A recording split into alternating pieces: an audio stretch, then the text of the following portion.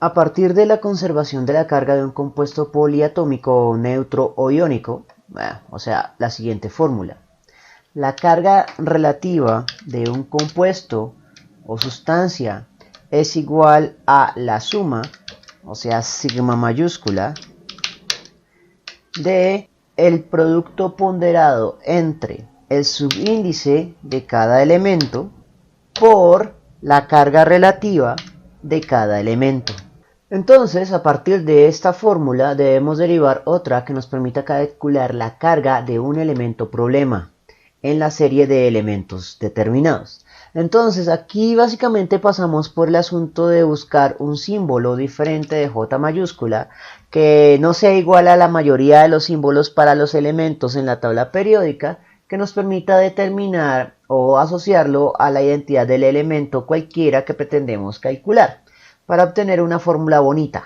Entonces, una cosa que siempre les digo cuando se hacen demostraciones de fórmulas matemáticas es perderle el miedo a proponer símbolos para parámetros, siempre que se los defina correctamente. Como este es el elemento desconocido, y generalmente la cosa desconocida es la cosa X, entonces diremos que X es el elemento desconocido.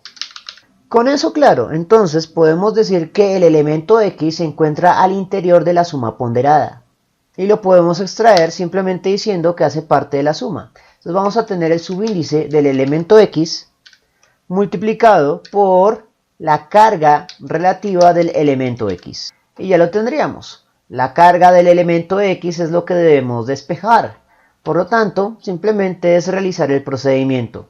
La suma ponderada de los demás elementos diferentes del elemento X va a pasar a restar.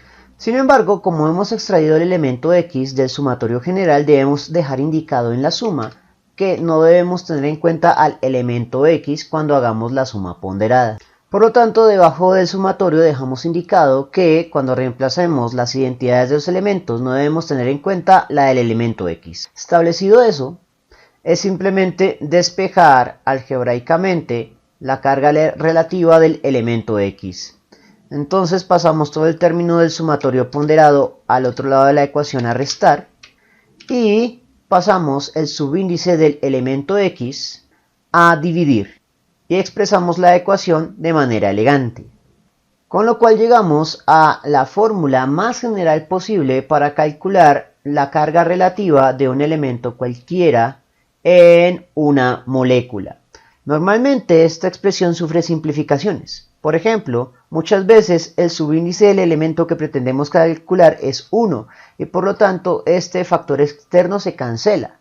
Otra simplificación común es que estamos calculando para moléculas neutras, por lo tanto la carga de la sustancia también se cancela. Con lo cual lo único que hay que evaluar es el negativo de la suma ponderada interna. Pero no siempre es el caso y estamos buscando las expresiones más generales posibles. Ahora bien, dado que la fórmula como tal no es elegante visualmente, lo que conviene es traducirla a un algoritmo instructivo, recordando que siempre operamos desde el paréntesis más interno a cada operación más externa.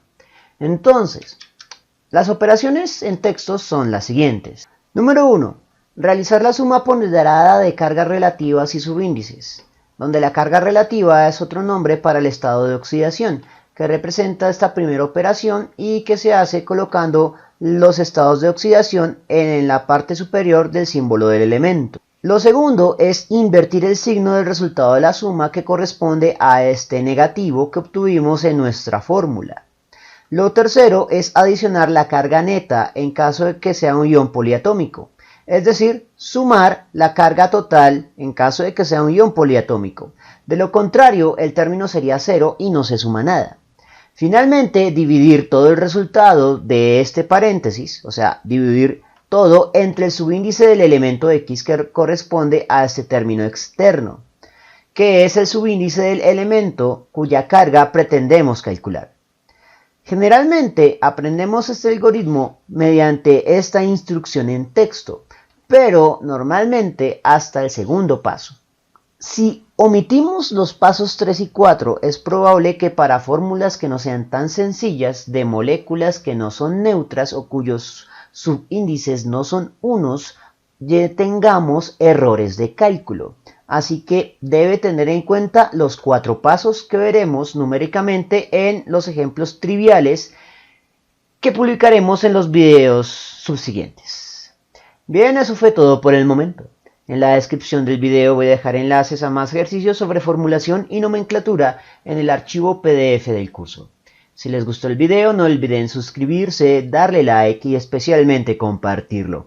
Eso mantiene vivo a este canal y nos vemos en una próxima oportunidad.